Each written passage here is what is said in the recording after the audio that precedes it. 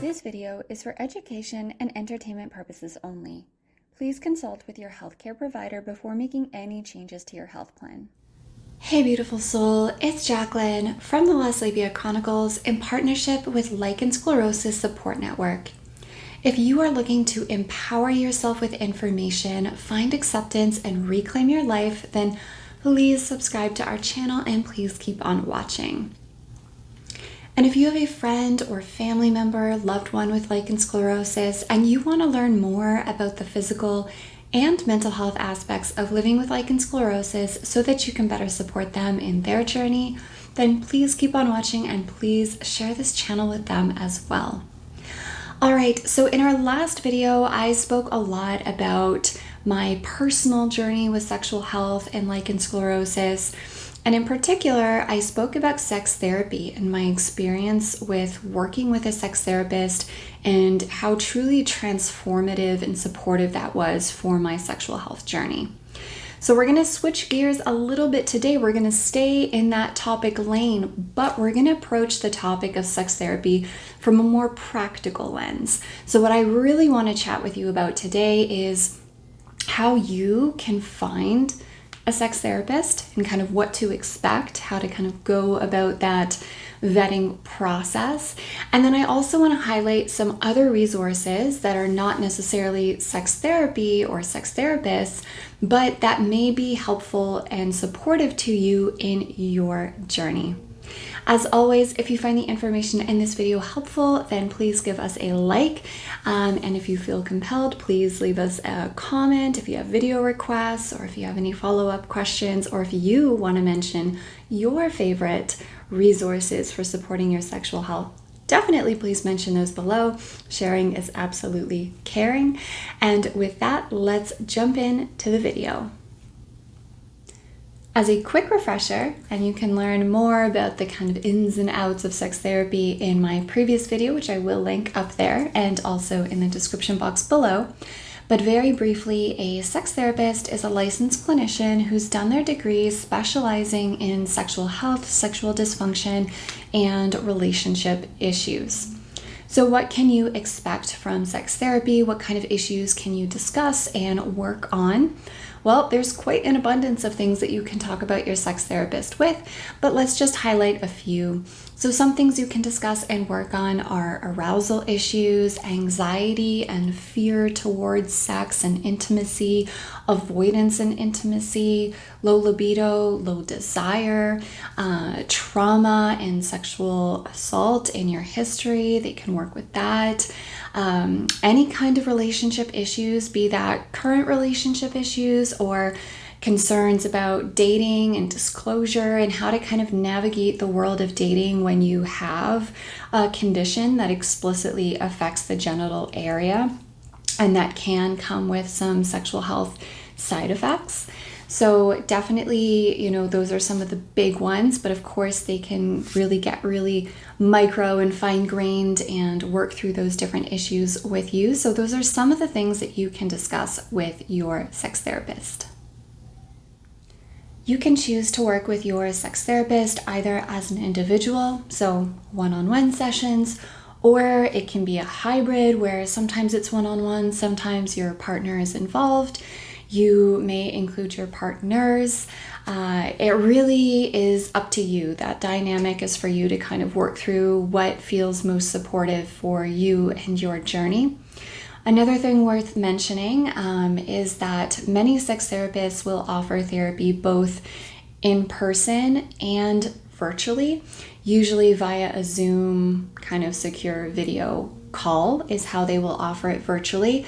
We definitely saw an expansion of those virtual offerings with the COVID-19 pandemic.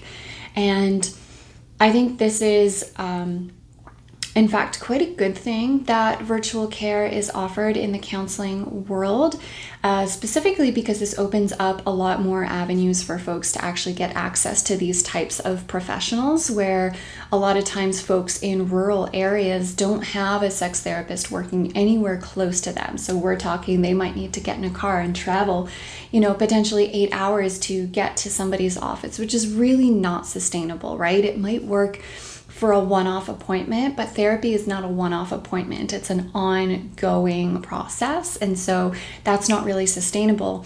But when you open it up and offer virtual counseling, that means that folks who previously didn't have access to somebody physically now actually have options, which is really, really nice. So we're going to get back to that point later, but I just wanted to mention that kind of up front.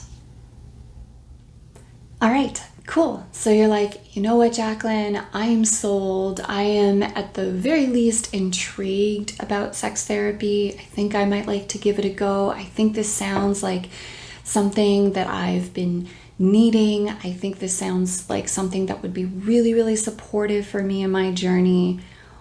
Where do I find one of these therapists, right? Great question. So let's talk about finding a sex therapist. So I have 4 main suggestions for finding a sex therapist. So number 1 is simply to talk to your primary healthcare physician. That might be your PCP, your GP, your family doctor. Have a conversation with them. There's no guarantees, but some doctors do have a list of, different types of counselors that they can refer patients to. So that may be worth a conversation. Number 2 is, again, asking somebody else. This time you would ask your pelvic floor physical therapist if you have one. Pelvic floor physical therapists actually have very, very broad networks with many types of healthcare professionals involved in that network. So it may be worth having a conversation to see if they have any recommendations for sex therapists that they could potentially connect you with or refer you to. Number 3 is to look in directories. So I'm going to mention 2, but this doesn't mean you have to use these, or this doesn't mean you can't use another directory. These are just the 2 that I most commonly use. So one is the International Society for Sexual Medicine, the ISSM. They have a Find a Provider tool, so you can simply tap in your location, your state, your city, etc., and see if there are any sex therapists that pop up and populate on that list. Another directory that's not necessarily specific to sexual medicine, like the ISSM, is Psychology Today. Now, this is what I use in Canada. You might need to find something similar for the country that you live in. But that's the one I use. So Psychology Today basically has a massive directory of psychologists and social workers, so anyone that works in the mental health space can be potentially found on that list. So it's a really, really broad directory. But why I like it so much is that it has amazing filters. What I mean by filters is that you can filter down your search based on your specific needs.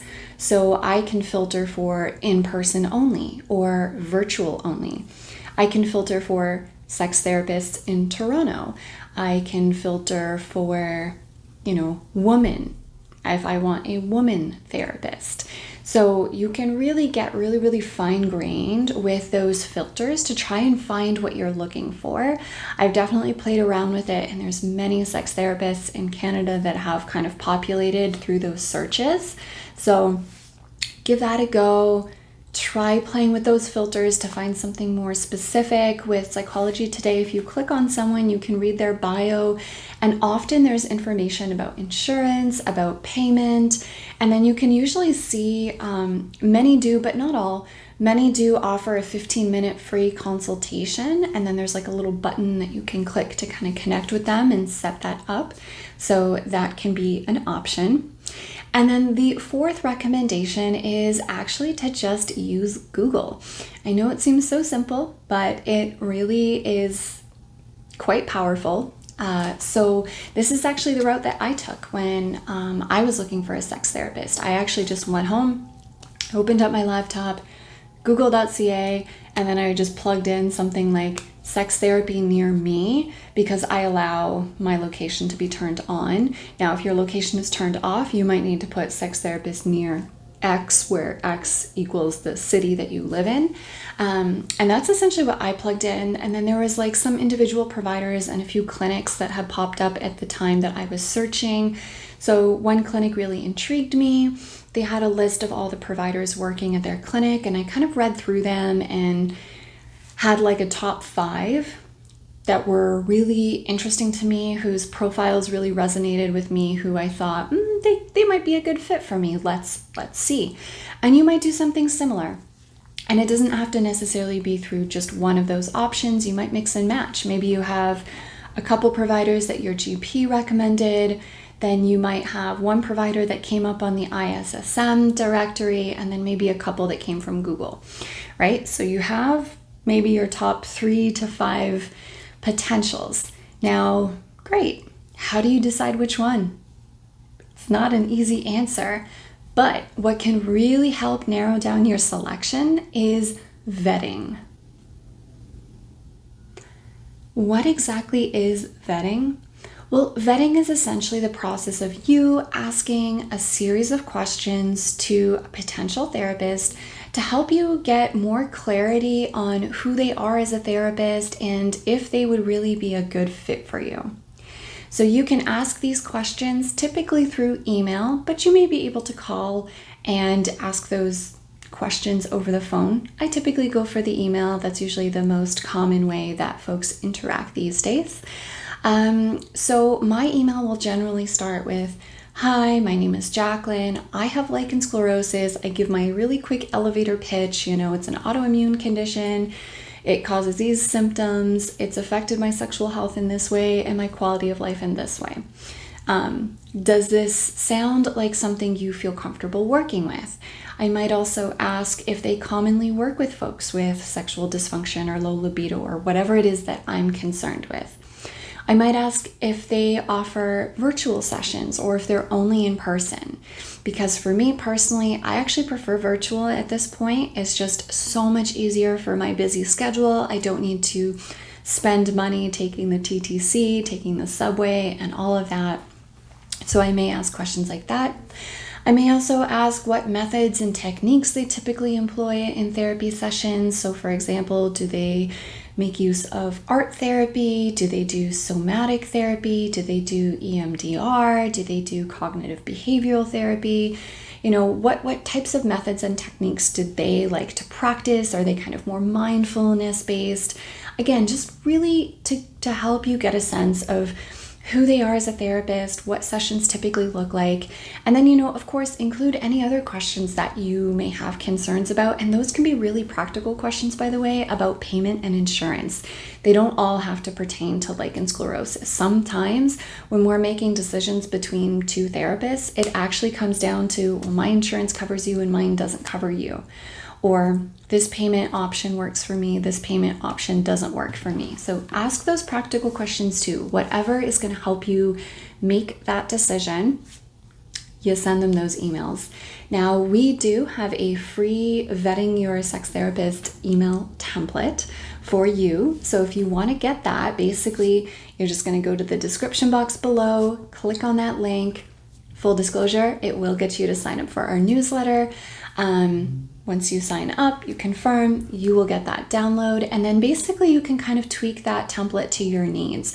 So you can use the template almost exactly as it is, or you can substantially modify it. It really just depends on your needs. All right, and then once you have all of those answers, now it's time to kind of make a decision. And again, that decision is going to be based on how they respond to your questions. Did they respond with compassion? Were you compelled? Did something they said really resonate with you? And then from there, you kind of pick your therapist, and then you're going to book your first session. And that's going to look different for everybody, whether it's in person or virtual.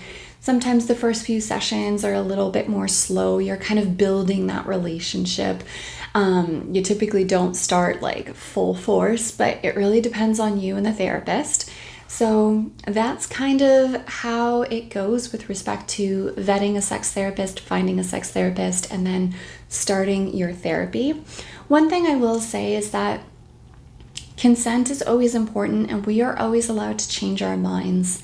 So it's possible that you choose a therapist, you feel good with their responses, you do 6 sessions with them, 8 sessions, and you're like, you know what, like, I don't know, this doesn't feel right for me. This actually doesn't feel like a good fit. That's super fair, by the way. Sometimes we need to really interact with somebody a few times to realize that they are or are not a good fit for us.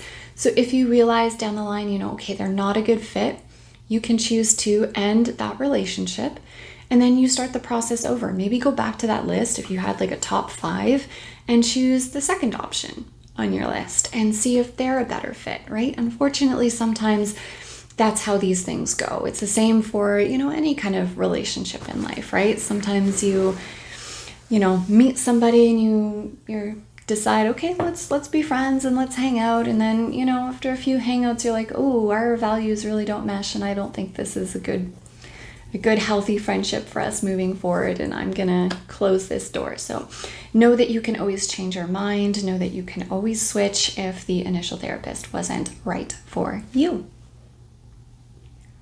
All right, now I do want to address a really, really, really important point when it comes to sex therapy. And that is about equity and accessibility and the fact that sex therapy costs money and is not always covered or covered fully by insurance.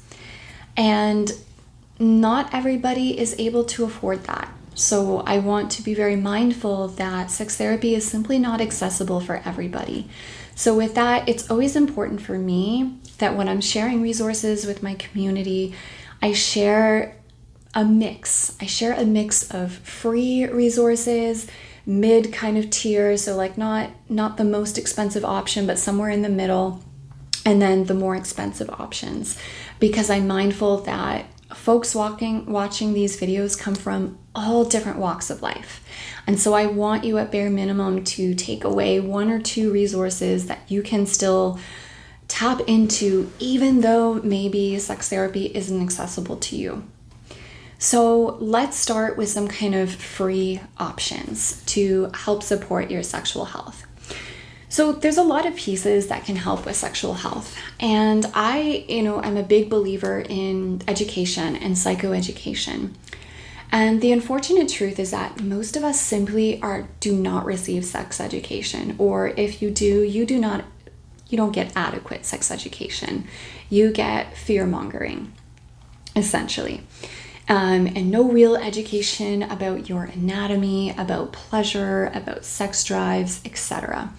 And for me, what I found really, really healing was actually just learning about my body and learning how a lot of what I'm going through is incredibly normal. But society was telling me the opposite, which made me feel like crap, right? Which made me feel broken, which made me feel inadequate, which made me feel like a failure, until I received that psychoeducation, and that really helped me switch my perspective a little bit. That's not like all it took, but that was a really big piece. So when it comes to education and free resources, I would recommend a podcast by Dr. Kelly Casperson. It's called You Are Not Broken. Really great quality podcast right there. Incredible topics, dynamic, and a lot of them focusing on sex and sexual health and sex drives, etc. There are some podcast episodes on lichen sclerosus, so definitely check those out. Those are free to listen to. In that same vein, another thing you can do is just follow quality content creators on Instagram, Facebook, TikTok, etc. So find those kind of champions of sexual health and follow them, because sometimes just following someone's Instagram page can give you a lot of information, and they may even share free resources occasionally that you would have otherwise missed if you weren't following them. So some standouts in the world of sexual health include Dr. Corey Babb, Dr. Kelly Casperson, Dr. Rachel Rubin, Dr. Jill Craft, Selena Gomez, who I'm going to talk about shortly, and other, incredible sex educators out there, sexual health medicine practitioners. Just, follow them and absorb all of that free knowledge and information, and occasionally free events that you can kind of tap into and join. All right, moving up a level, so not free, but still within a more manageable budget or on the lower end of things, is books. Books can be really, really wonderful with respect to education and really, again, learning about your body and finding different resources and methods and techniques that you can use in your day-to-day practice. So there are a ton of great books out there on sexual health. I'm going to name some of my favorites, but by all means, these are not the only books out there. So if you have read a book on sexual health that really was transformative for you, please drop it in the comments so that other folks can learn from you and can potentially get that book. So when I think of books that really helped me with my kind of sexual health journey, Dr. Emily Nagoski's Come As You Are is one. Dr. Kelly Casperson's You Are Not Broken. So remember I said that podcast? She also has a book. So if you prefer books, I'm pretty sure Dr. Kelly Casperson's book is also available like as an audio book. So that's another thing. I know some people are like, oh, books, are you kidding me? I don't want to read. But some folks really do enjoy like the audio books. Like they'll be like, I don't want to read a physical book, but like if I can just plug in and listen, that's great. So I'm pretty sure that Dr. Casperson's book is available on Audible or those different audiobook apps. So that is something. Dr. Lori Brotto.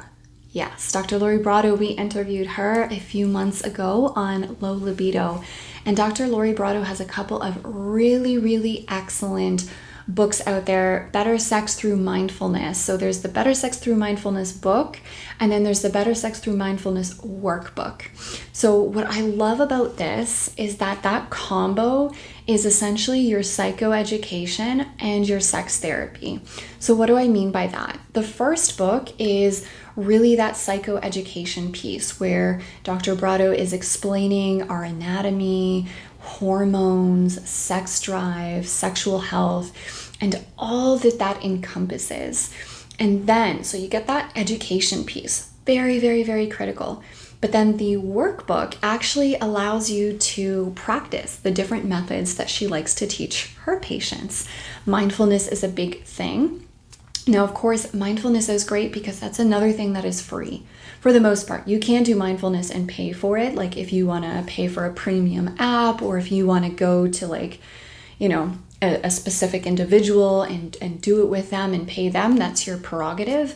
But I practice mindfulness and I don't pay a cent for it. I just use one of the apps, or I go on YouTube and I find a mindfulness or meditation video and I plug in and I practice that way. I do a body scan that way. So there's tons of free apps out there. And then so with that workbook, it's kind of replacing sex therapy, or it can, I'm not saying it's like a perfect replacement, but for someone who is constrained by finances, that might be a really good option for you. So you can actually put into practice a lot of these techniques that would be taught in a sex therapy setting and just go through that workbook. So again, all of these resources, by the way, will be linked in the description box below. Barry and Emily McCarthy, I believe, they have a book called Rekindling Desire. That's another really good one. So it is McCarthy. I just checked my notes just to make sure. So that's another really good one that often comes recommended in the kind of sexual health space. So books, again, can be great options. See if there's Audible versions or audiobook versions if that is your preference. But those can often stand in as your psychoeducation and sometimes even as a quasi, sex therapy, like we're actually practicing things. So those can be some great resources as well. All right, we're going to step up a little bit more in the finance money perspective. So another option that is not frequently discussed, but I've become more and more intrigued by, is sex education. So sex educators often, not often, but sometimes do offer one-on-one conversations, coaching, mentorship, however they want to package it. But you can work with some sex educators. One that specifically comes to mind is Selena Gomes. She's on Instagram. I will put her handle and all of her links and information in the description box below. Selena was actually a speaker at our Holistic Healing Summit, and Selena herself happens to have lichen sclerosus.